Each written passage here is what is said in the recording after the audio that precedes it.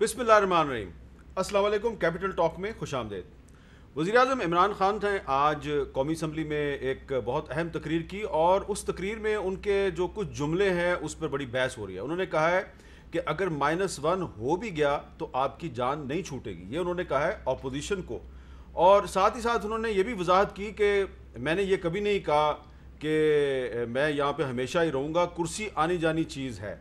लेकिन सवाल ये पैदा होता है कि अभी एक ही दिन पहले हुकूमत ने अपना बजट पास करवाया, 160 वोट थे हुकूमत के पास, और अगले ही दिन वज़ीर-ए-आज़म साहब जो हैं उनकी जो तकरीर है उसमें वो ये क्यों कह रहे हैं कि अगर -1 हो भी गया तो आपकी जान नहीं छूटेगी। सवाल बड़ा अहम है। दूसरा, आज कौमी असम्बली में जो माहौल था उसमें काफ़ी टेंशन थी, और जब वज़ीर-ए-आज़म ने तकरीर की तो उस वक्त वहाँ पर अपोजिशन के बहुत से जो अहम लीडर हैं वो वहाँ पर मौजूद नहीं थे।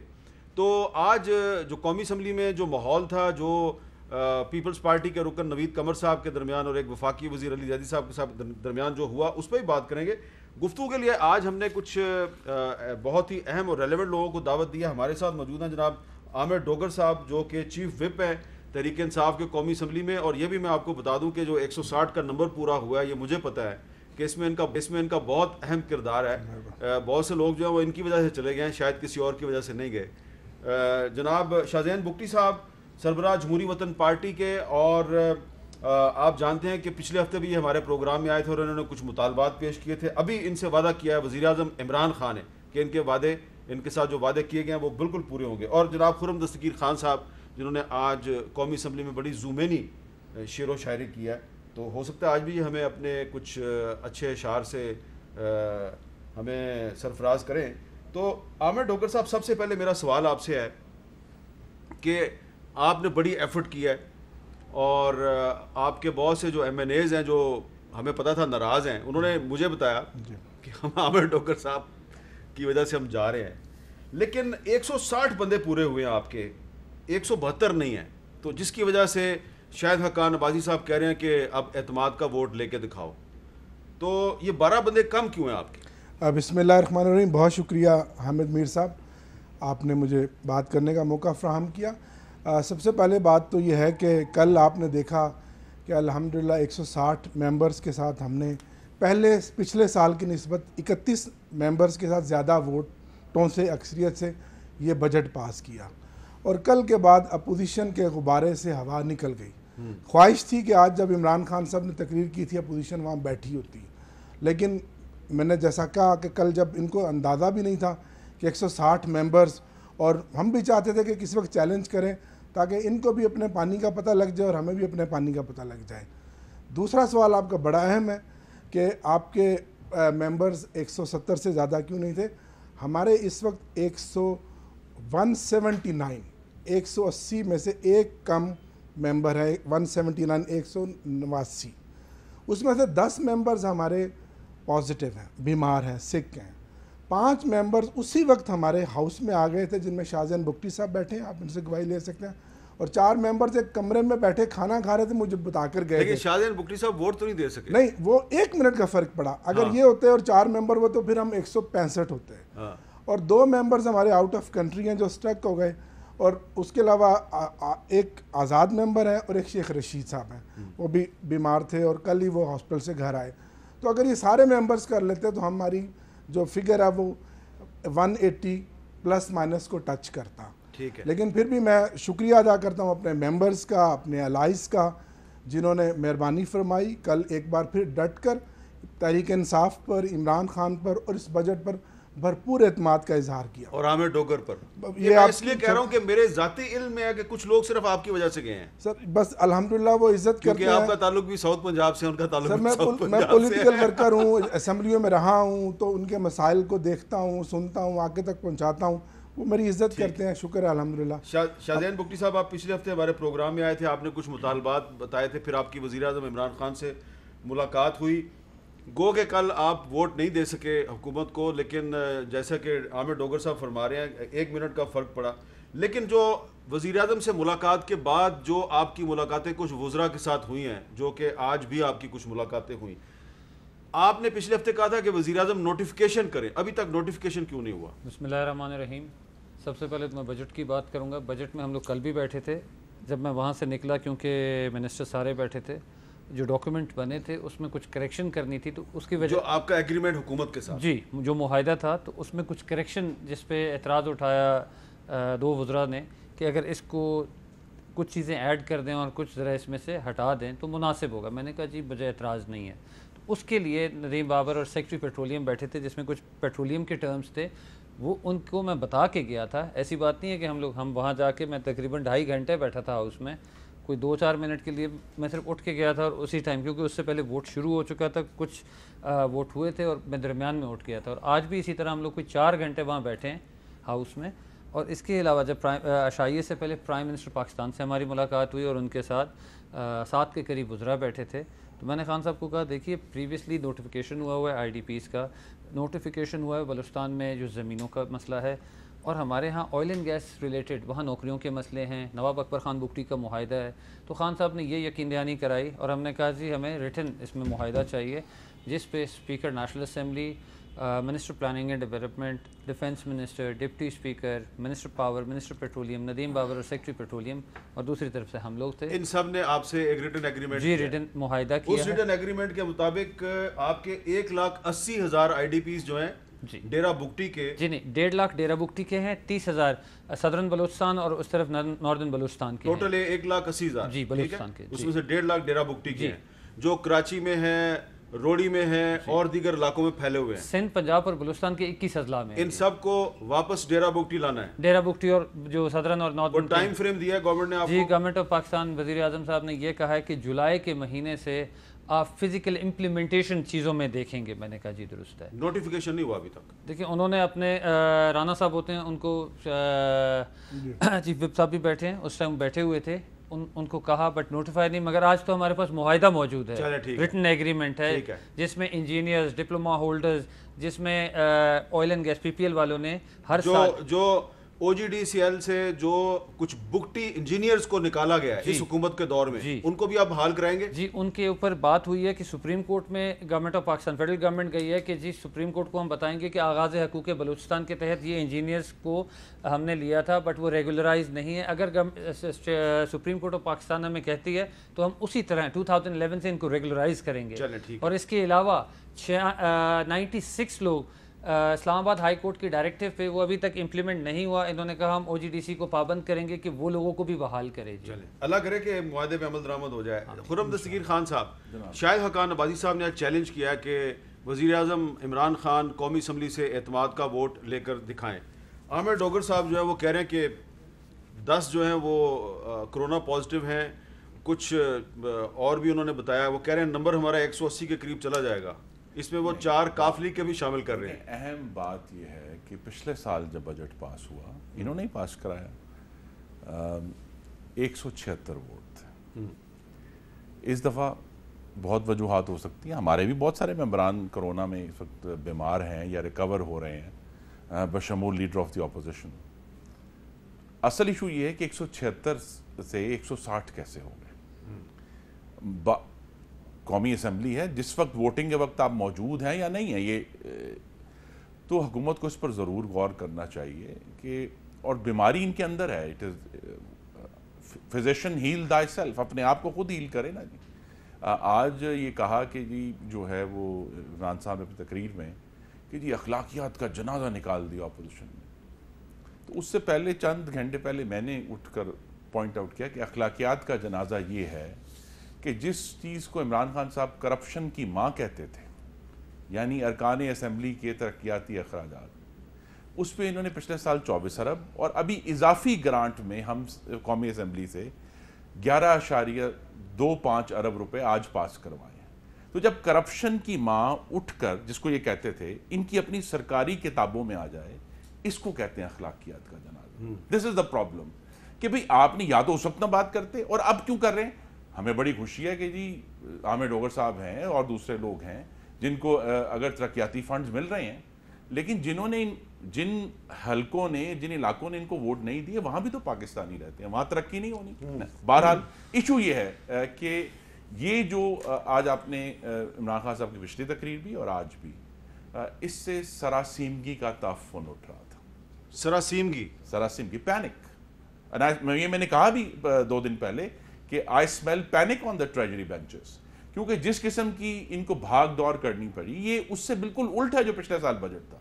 اور ایشو یہی بنا ہے کہ یہاں پہلے تو اتحادیوں نے ان کو کچھ آئینہ دکھایا کہ بھئی معاملات نہیں چل رہے. اور یہ بات میر صاحب جو اصل ایشو ہے وہ یہ ہے کہ جب یک وقت آپ کو معیشت کا، عوام کی غربت، بے روزگاری، خارجہ پالیسی کا اور ملک کی وفاقیت کا، بگٹی صاحب یہاں بیٹھے ہیں، وفاقیت کا، جمہوریت کا جنازہ اس حکومت نے جب نکالا ہے تو آپ یہ دیکھیں گے کہ آنے والے دنوں میں یہ تعداد جو اس جنازے کو کندھا دینے کے لیے تیار ہو وہ کم سے کم ہوتی جائے گی. اچھا، اتحادیوں نے ان کو ایک سین دکھایا کہ جناب یہ معاملہ آپ کو کچھ کرنا پڑے گا، ہیل دا سیلف، اپنے آپ کو ٹھیک کرو. لیکن اگر یہ ٹھیک نہیں کریں گے، اور مجھے دکھ ہوا کہ آج جو پچھلی تقریر تھی عمران خان صاحب کی بجٹ سیشن میں، اس میں لگا کہ شاید کچھ تھوڑی سی متانت ہے. ہم نے کہا واہ واہ بڑی اچھی بات ہے. لیکن آج عمران خان صاحب پھر کنٹینر پر واپس چلے گئے. وہ ان کا ایک ذہنی پنجرہ بن چکا ہے کہ جب بھی ان کے اوپر کوئی اٹیک ہوتا ہے وہ کنٹینر پر واپس جاتے ہیں. اور ایک بات اتحادیوں کی بات مجھے بہت دکھ ہوا، یہ دیکھیے وزیر اعظم بن کر یہ دوسری دفعہ ہے کہ انہوں نے ایک اپوزیشن لیڈر کا ٹھٹھا اڑایا. میمک نہیں کرنا چاہیے، یہ ڈگنیٹی کے خلاف. اچھا، آپ نے اتحادیوں کی بات کی ہے. عامر ڈوگر صاحب، اس وقت آپ کے لیے ایک بہت بڑا چیلنج ہے کہ آپ نے بجٹ سیشن میں بھی اور جب بھی لیجسلیشن ہو رہی ہوتی ہے آپ نے نمبر پورا کرنا ہوتا ہے اپنے حکومتی ممبران کا، اس میں اتحادی بھی شامل ہوتے ہیں.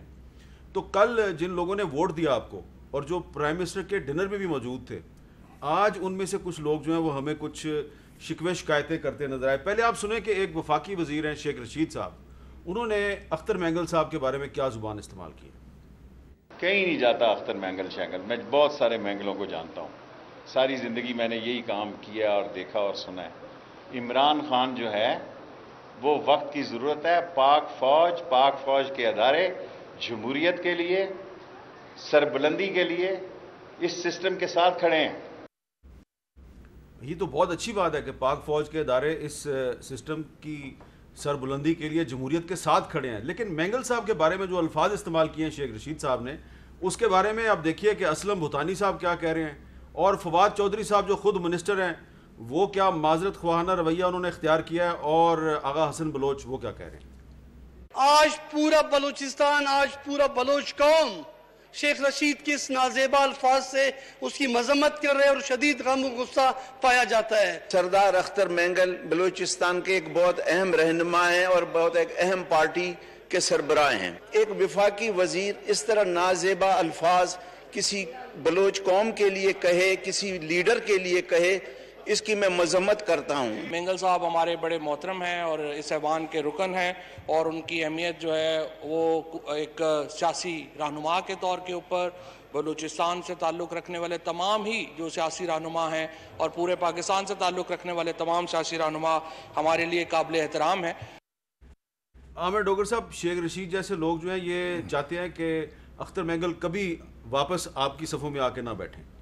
دیکھیں جی، جہاں تک اختر مینگل صاحب کی بات ہے، میں کیونکہ 2-2.5 سالوں سے ان کو خود ڈیل کر رہا ہوں، بڑے ڈیسنٹ، بڑے نوبل آدمی ہیں، اور انہوں نے ہمیشہ بلوچستان کے عوام کے لیے بات کی ہے، ان کے حقوق کی بات کی ہے. تو ہم ان کی تمام جو خدمات ہیں ان کو قدر کی نگاہ سے دیکھتے ہیں، اور وہ پارلیمنٹ میں ہیں، اور ان کے مور دین بگٹی صاحب کو پتہ ہے کہ 70% مسائل بھی حل ہو چکے ہیں. اور مجھے امید ہے کہ بڑی تیزی سے ہماری کمیٹی کام کر رہی ہے کہ لیکن اب شیخ رشید کے اس انداز گفتگو کے بعد وہ واپس آئیں گے. ان قریب مینگل صاحب جو ہے وہ واپس آئیں گے. دیکھیں، شیخ رشید صاحب بھی ہمارے ایک اتحادی ہیں اور مینگل صاحب بھی ایک اتحادی ہیں. تو یہ تو ان کے اتحادیوں کے آپس کا معاملہ ہے. نہیں، اتحادیوں کا آپس کا معاملہ ہے. پاکستان تحریک انصاف سے اس کا کوئی تعلق نہیں ہے. تحریک انصاف قدر کی نگاہ سے دیکھتی ہے مینگل صاحب کو، اور میں یہاں بالخصوص شاہزین بگٹی صاحب کو بھی خراج تحسین پیش کرتا ہوں کہ انہوں نے جس طرح کل پرسوں بلوچستان کے لوگوں کے لیے، اپنے حلقے کے عوام کے لیے، IDPs کے لیے جو لڑائی لڑی ہے، اور پرائم منسٹر صاحب نے اور ان کی پوری ٹیم نے ان کو مکمل یقین دہانی کرائی ہے کہ انشاءاللہ ان کے تمام مسائل حل ہوں گے. اب یہ میر صاحب مسئلہ کوئی ایک دن کا یا ایک سال کا نہیں ہے، یہ کئی صدیوں کے اوپر مشتمل معاملات تھے اور ماضی کی حکومتوں نے بالکل نظر انداز کیا. لیکن یہ عمران خان کی حکومت ہے کہ اس سال کی آپ اگر بجٹ میں بھی دیکھیں تو سب سے زیادہ پیسہ بلوچستان میں رکھا گیا، پچھلے سال بھی. اور انڈیویجول بھی ان دونوں پارٹیوں کے جو اپنے مسائل تھے، جتنے ان کے ڈیرہ بگٹی اور ان کے اس کے ارد گرد کے اضلاع کے اور مینگل صاحب کے اوورہال گوادر اور باقی، उन सबको फोकस किया है। कुछ चीज़ें ऐसी हैं आप भी समझते हैं कि वहाँ हमारी लिमिटेशंस हैं, लेकिन हम पूरी तरह सिंसियर हैं कि इनके मसाइल हल हों, क्योंकि इनकी ज़ात का मसला नहीं है, इनके हलके के लोगों की अवाम का मसला है। जहाँ तक खुर्रम दस्तगीर साहब ने इमरान खान साहब की स्पीच की, तो आज की स्पीच भी एक अवामी स्पीच थी। उन्होंने नज़रिए की बात की, उन्होंने अवाम की बात की, और उन्होंने सिंपल ये कह दिया कि वो जो आपने कहा कि कुर्सी आने जाने वाली चीज़ है, वो उस तनाज़र में बात की कि कल से पहले ये कहा जा रहा था कि शायद हुकूमत अपना बजट भी मंजूर ना करवा सके, हुकूमत आज गई, कल गई, परसों गई। तो उन्होंने कहा यहाँ आने जानी चीज़ें हैं, मुझे किसी चीज़ का कोई ख़तरा नहीं है, अवाम मेरे साथ है, हुकूमत मजबूत है, और हुकूमत ये पूरे 5 साल पूरे करेगी। और आप देखेंगे इंशाअल्लाह ना सिर्फ 5 साल पूरे करेगी, अगले वज़ीर आज़म भी इस मुल्क के, आप मेरी बात याद रखें, इमरान खान हो गए और तहरीक इंसाफ हमारी अगली हुकूमत भी बनाएगी, जो 2023 का इलेक्शन होगा वो भी तहरीक इंसाफ जीतेगी, क्योंकि अपोजिशन खोखली हो चुकी। ठीक है शाहजहान बुगटी साहब, असलम बुतानी साहब का ताल्लुक भी बलोचिस्तान से है, आगा हसन बलोच साहब का ताल्लुक भी बलोचिस्तान से है। जो मैंगल साहब के बारे में जो शेख रशीद साहब ने ज़ुबान इस्तेमाल किया, उससे इमरान खान साहब को फ़ायदा होगा, नुकसान होगा? देखिए शेख रशीद साहब ने जो अल्फाज इस्तेमाल किए हैं, मैं समझता हूँ वो गैर मुनासिब थे और सियासी अखलाकियात से बाहर थे। उनको अपनी बात पे माजरत करनी चाहिए मैंगल साहब से, एक चीज़। दूसरी चाहिए, अगर कैबिनेट मिनिस्टर्स इस तरह की गुफ्तगू करें तो मैं नहीं समझता कि मैंगल साहब आके ट्रेजरी बेंचेस पे दोबारा बैठेंगे या बातचीत के अमल को बढ़ाना चाहेंगे, और ये बिल्कुल गलत है। और मेरा ख्याल है कि प्राइम मिनिस्टर को इसका नोटिस लेना चाहिए। प्राइम मिनिस्टर को नोटिस लेना चाहिए। खुर्रम दस्तगीर खान साहब, ये जो आज नवीद कमर साहब जो हैं उन्होंने कोर्ट उतार दिया और अली जैदी साहब की तरफ बढ़े, क्या ये मुनासिब रवैया अपोजिशन की तरफ से?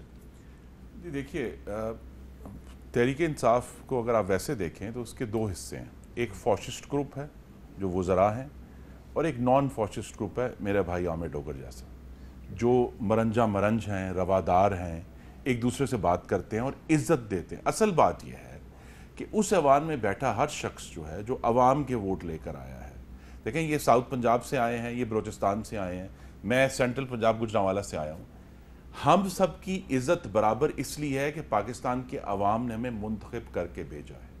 अगर हम एक दूसरे का एहतराम नहीं करेंगे और इस किस्म की गुफ्तगू करेंगे जो बार बार हुकूमती बेंचों की तरफ से होती है, तो फिर इसी वजह से ये कौमी असम्बली जो है तकरीबन मफलूज है, कि सवाए जो बहुत ही सीरियस इशूज़ हैं कि जी फाइनेंस बिल पास करना है, अदरवाइज़ जहाँ जिस किस्म की गुफ्तगू अवामी मसाइल के बारे में संजीदगी से होनी चाहिए, वो हमेशा आके मुअत्तल हो जाती है जब ट्रेजरी बेंचेस जो हैं। अपोजिशन का काम है, या तो ये ना हम कहें जी अपोजिशन क्रिटिसाइज क्यों करती है, भाई हमारा काम है, हमें अवाम ने इस चीज़ का वोट दिया कि आप जाके क्रिटिसाइज करें। लेकिन जब भी हम क्रिटिसाइज करते हैं, इनेविटेबली पर्टिकुलरली 1-2 वज़रा की तरफ से, वफाकी वज़रा हैं बड़े सीनियर, ऐसी ज़बान इस्तेमाल की जाती है, ऐसे इल्ज़ामात लगाए जाते हैं जिसकी वजह से फिर मामलात ख़राब होते हैं। आज भी यही हुआ और ये बार बार होगा जब तक, बल्कि मैंने कई दफ़ा, डोगर साहब मुझसे चंद कदम दूर बैठते हैं कौमी असम्बली, मैंने बड़ी दफ़ा कहा अगर आप अपने 1 या 2 वज़रा को खामोश करा लें तो बड़ी स्मूथ कौमी असम्बली चलेगी, लेकिन वो नहीं होता। और हमेशा जो है ये इशू सुबह से स्मूथ चल रही थी, जब एक वफाकी वज़ीर साहब आए जो इनका ताल्लुक कराची से, उन्होंने आके वो तमाम माहौल जो है वो ख़राब कर दिया। तो जब हम टोटली एनालाइज करते हैं तो जो नेचर है तहरीक इंसाफ की, वो 3 अल्फाज अब तक मैं जो निकाल पाए वो ये है, एक तो ये नालायक हैं, ये हुकूमत चलाने के काबिल नहीं है, क्योंकि जिस किस्म का हमा जहती इनहदाम हमें नजर आ रहा है, कैटास्ट्रोफी नजर आ रहा है, हमा जहती इनहदाम, it is a multi dimensional catastrophe, कि फॉरेन पॉलिसी में भी, मुआशी पॉलिसी में भी, मैं फिर कहूंगा। लेकिन बजट तो पास हो गया। ये सब वफाकियत को देखें ना, कि आप कोरोना से लड़ते लड़ते हुकूमत सिंध से लड़ना शुरू हो गए। आप किसी चीज, ये हुकूमत जो है, एक और जो इनकी जो चौथी बात ऐड हो जाएगी, जिम्मेदारी से फरार है, कि आप चीनी को कंट्रोल नहीं कर सके, आप आटा कंट्रोल नहीं कर सके, आप पेट्रोल कंट्रोल नहीं कर सके, मेरा और ब्लेम नहीं, जिम्मेदारी किसकी डालते हैं? माफिया की। आपसे कोरोना कंट्रोल नहीं हुआ, आपने कहा अवाम जाहिल हैं, आपसे कोई काम नहीं होता। आप कहते हैं, मेरा सवाल आपसे ये है कि आप कौमी असम्बली के अंदर बैठकर ये बातें करें ना, आपने वॉकआउट किया, वजीर आज़म आगे तकरीर करके फातिहाना अंदाज में चल दिए वापस, हमने आप मौका फराहम करते हैं उनको। साहब ये फिर मैं कहूँगा, मेरे भाई आमिर डोगर जैसे लोग चूंकि तहरीक इंसाफ में है, बड़ी तवील बहस हुई है बजट के ऊपर, सब लोगों ने अपनी बात की है।